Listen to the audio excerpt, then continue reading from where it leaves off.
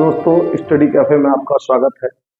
आज जिस विषय को मैं लेके आया हूँ वो विषय बच्चों के लिए नहीं बल्कि बच्चों के मम्मी पापा या जो अपने बच्चों को पढ़ाना चाहते हैं, पढ़ा रहे हैं, उन सबके लिए बड़ा महत्वपूर्ण है।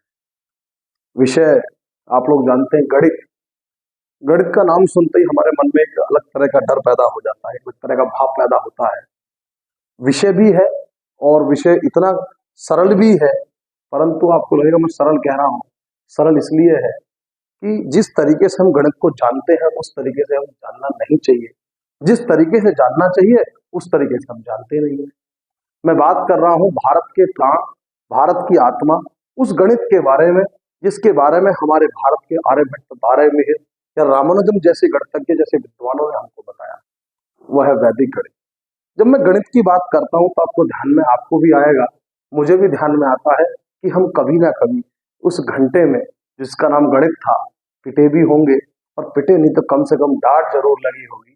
और आज डांट का सिस्टम या पिटाई का सिस्टम माना कम होता जा रहा है, परंतु फिर भी गणित के अंदर जो भय है, जो गणित का भय है, वह आज भी बना हुआ है। तो गणित से हम इतना डरते क्यों हैं? क्योंकि भारत का एक साहित्य कहता है कि हम जिस विषय के पढ़ाते हैं भारत के अंदर, भारतीयता कहती है कि उसके अंदर रस पैदा करते, रुचि पैदा करते।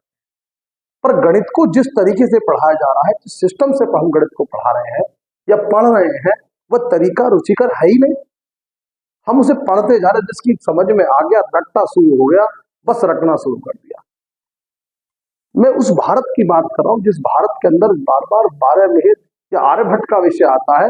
वह भारत जब विश्व में एक भी शिक्षण पद्धति की बात करें तो विश्व में जब शिक्षा नाम की चीज नहीं थी, तो भारत के अंदर उस समय सैकड़ों यूनिवर्सिटी काम करती, या तक्षशिला था, नालंदा था, विक्रमशिला, उज्जैनिया, पूरे विश्व के अलग अलग राज्यों से, अलग अलग देशों से लोग यहाँ पढ़ने आते थे, शिक्षार्थी पढ़ने आते थे। यहाँ पर गणित सिखाया जाता था, वैदिक गणित, जिसका इतिहास कहे तो 3000-6000 साल वर्षों से भी पुराना।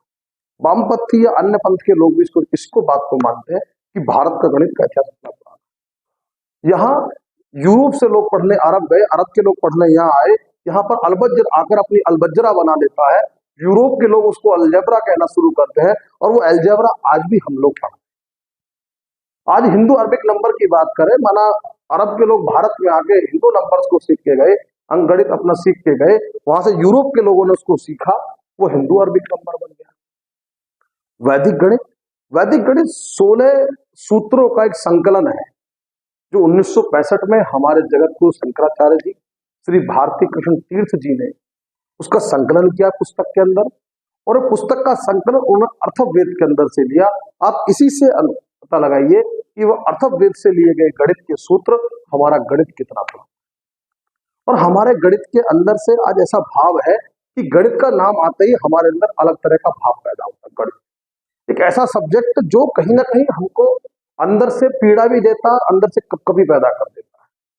लेकिन गणित हमारे लिए उपयोगी भी है, हम पढ़ते भी हैं, बस पढ़ते जा रहे हैं।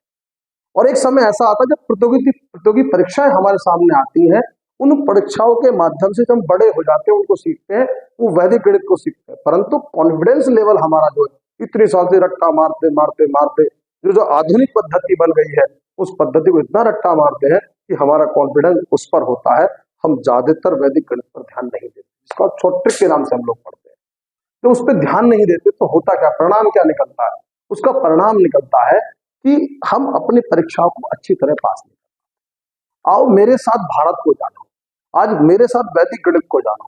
क्यों आवश्यकता पड़ी मुझे वैदिक गणित की? मेरे एक बच्चे ने मुझे फोन करा, सर आप गणित के अध्यापक हैं पर गणित से डर लगता है। मैंने भी सोचा मैं इतने साल से गणित पढ़ा रहा हूं, तो क्यों इस गणित को ऐसे पढ़ा रहा हूं, लोग ऐसे पढ़ रहे हैं इसको, मैंने क्यों प्राइमरी सेक्शन के अंदर वैदिक गणित के बारे में बात की? उत्तर प्रदेश या अन्य कोई भी राज्य होगा, आप देखें, सबसे पहले पिछले साल का जिक्र है, गुजरात के अंदर कहा गया, गुजरात के शिक्षा मंत्री ने उसको अपने विषय में डाला कि हम वैदिक गणित को पढ़ाएंगे, 1 घंटा हम वैदिक गणित का लक्ष्य लगाएंगे। आप देखोगे उन 16 सूत्रों का संकलन वैदिक गणित का। मैं आपको एग्जाम्पल लेता हूं, ये 96 × 95, मुझे इसका मल्टीप्लाई करना है। इसका मल्टीप्लाई करने के लिए मेरे पास सिंपल मेथड है, जो हम लोग आज तक सिंपल ही कहूंगा, लगातार इसे ही पढ़ रहे हैं। इसका मल्टीप्लाई करेंगे, इसका समय लगेगा, आप देखिए 9 56 30 30, 9 45 45 और 3 48, ऐसे करूंगा। इस तरीके से माना मैं करता हूँ, फिर उसको जोड़ूंगा। और एक तरीका मेरे पास ये आता है, ये 100 से कितना कम है, 4 कम है, ये 100 से कितना कम है, 5 कम है, और इसको मैं क्रॉस कर देता हूँ। इसमें से 5 घटाया 91 आया, इसमें से 4 घटाया 91 आया, इस 91 को बाहर बहुत दोनों में है, इसका मल्टीप्लाई करो 20 आया, मैंने 20 यहाँ लिख दिया, ये इसका आंसर है। अब आप देखिए, ये that's a difference between a Vedic mathematics and a modern mathematics. ये आधुनिक गणित है भाई, और ये वैदिक गणित है। ऐसी गुणा करना, ऐसी जोड़ना, भाग करना, माना आप देखें बच्चा करता क्या है, सवाल बड़ा आ गया, कैलकुलेशन बड़ी आ गई, वो कैलकुलेशन में फंस के रह जाता है। जितनी बड़ी कैलकुलेशन कहीं ना कहीं गलती कर देगा। तो वैदिक गणित तो उसी कैलकुलेशन को छोटा करके उसको नॉर्मल तरीके से पढ़ाना, उसी का नाम वैदिक गणित है। कैसे करेंगे इसको, कैसे आसान बनाएंगे, कैसे रुचिकर बनाएंगे, रस कैसे पैदा होगा, मतलब खेल खेल में शिक्षा को सीखना, यह भारत कहता है। जैसे योग होता है, योग के पूरे विश्व के अंदर आज फैलाया गया, योगा के नाम से लोगों ने, पूरे विश्व के लोगों ने माना, आज योग टाइटल बन गया, योग भारतीयता का दर्शन है। ऐसे ही गणित भी भारतीयता का दर्शन है, उसकी सांस्कृतिक रक्षा करना, उसकी वैचारिक रूप से रक्षा करना, यह भी हमारी सांस्कृतिक धरोहर का उदाहरण है, और इसकी रक्षा करना भी हमारा परम कर्तव्य है। हम वैदिक गणित को जाने, उसको पढ़ें, हम लोगों को पहुंचाएं, उनको सिखाएं, उनको बताएं, बच्चों को लेकर बैठे, ये हम बड़ों का भी कर्तव्य बनता है। हमने कहा वैदिक गणित की रक्षा करना, उसकी सांस्कृतिक रूप से रक्षा करना, यह हमारी धरोहर है, इसको आगे बढ़ाना हमारी जिम्मेदारी। जिस तरीके से अंग्रेजों ने हमको दिया, हमने उसको एक्सेप्ट कर लिया और ढोके जा रहे हैं, ढोए जा रहे हैं। अरे भाई, कब तक ढोगे उसको?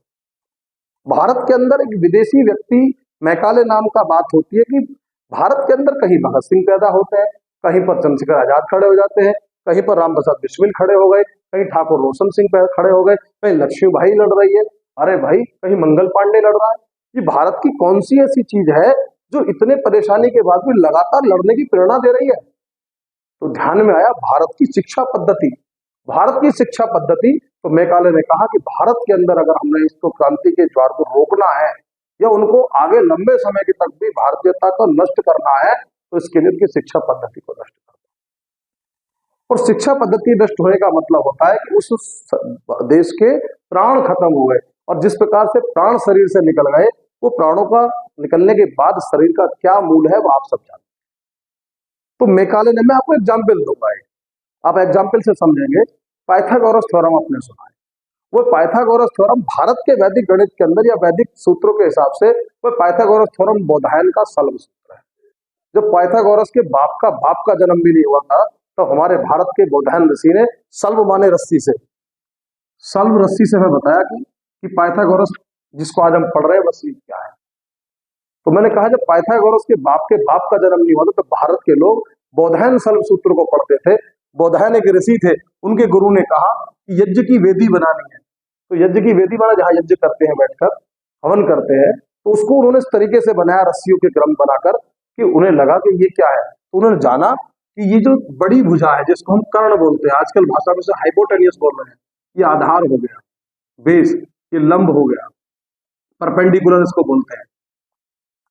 तो ये कर्ण का जो वर्ग है, माना हाइपोटेनियस का जो वर्ग है, स्क्वायर जो है, वो इसके स्क्वायर को इसके स्क्वायर के ऐड कर दूं तब उसके बराबर आता है। मींस हाइपोटेनियस का स्क्वायर इक्वल टू परपेंडिकुलर का स्क्वायर प्लस के बेस का स्क्वायर।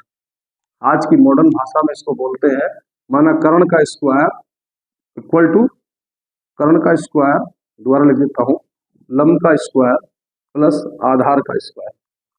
तो ये आजकल पाइथागोरस थ्योरम बोली जाती है। ये भारत के दर्शन शास्त्र का उदाहरण है। इसका नाम है बौधायन सल्व रस्सी को बोलते हैं सूत्र। तो ये अंतर है भारतीय गणित में, ये चीजें भारतीय गणित, इसको बोलते हैं वैदिक गणित। आप पढ़ोगे तो बड़ा आनंद आएगा, और हमारे लोगों को इसकी रक्षा करना भी हमारा नैतिक कर्तव्य भी है। इसी के लिए मैंने इस वीडियो सीरीज को लेकर आ रहा हूं, वैदिक गणित। तो आप सब भी इस वीडियो को शेयर करें, लोगों तक पहुंचाएं, मेरे चैनल का लिंक दें, हम डिस्कस करेंगे। आपका माध्यम कोई भी होगा, और वैदिक गणित को जानिए, ये जीवन की समस्याओं को बदल देगा। पढ़ने का वह डर जो बचपन से पैदा होता है, जो मैथ के नाम से आता है, उसको खत्म कर देगा। मेरा उद्देश्य मात्र इतना है, आपका माध्यम जो भी होगा, स्टडी कैफे में आपका स्वागत है। ये वही भी चैनल है, ये वह माध्यम है जिसमें आप लोग हमसे कहोगे और हम वो चीज आपको देंगे। मैंने एक सीरीज अंग्रेजी की शुरू की है, एक सीरीज मेरी गणित की चल रही है इस समय पर, और एक वैदिक गणित की सीरीज आपके बीच में लेकर आ रहा हूँ। आप देखिए, उसमें जोड़ना, घटाना, भाग करना आसान विधियों से हम लोग करेंगे और उसको जानेंगे। आप छोटे छोटे बच्चों को इस तरीके से 1 घंटा पढ़ाना शुरू कीजिए, साथ में वैदिक गणित को भी डालिए, आप देखेंगे जीवन में बदलाव आए। तो मित्रों, आपको मुझे वैदिक गणित के बारे में आज इतना ही कहना था। आज वीडियो को वॉच करिए, फुल वॉच करिए। आपका बहुत बहुत धन्यवाद। आपका स्वागत है स्टडी लाइफ पर। Thank you for watching.